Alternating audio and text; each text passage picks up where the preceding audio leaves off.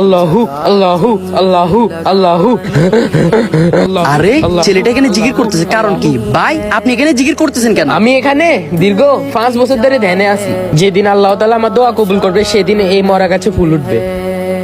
আরে জীবনে তো আমি অনেক পাপ করছি, যাই ওর লগে ধ্যানে বসি। এই তো মরা গাছ, যাই যাই যাই।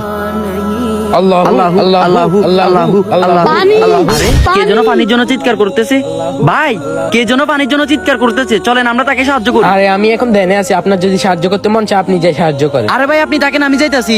পানি, পানি। ভাই ভাই ভাই ভাই এই নেন পানি খান। ভাই আপনার মনে আশা আল্লাহ তাআলা পূরণ করুক, আমিন। আল্লাহু আল্লাহু আল্লাহু আল্লাহু আল্লাহু আল্লাহু আল্লাহু আল্লাহু। আল্লাহু। আরে আমার মরার কাছে ফুল উঠছে। ভাই ভাই ভাই দেখেন আমার মরার কাছে ফুল উঠছে, এগুলো কিভাবে সম্ভব? ভাই আমি এতদিন ধরে ইবাদত করছি, আমার হইতেছে না, আপনার কিভাবে হলো? আরে ভাই শুধু ইবাদত করলে হয় না, আল্লাহ তাআলা বলেছেন ইবাদতের পাশাপাশি মানুষকে সাহায্য কর আর অহংকার না কর।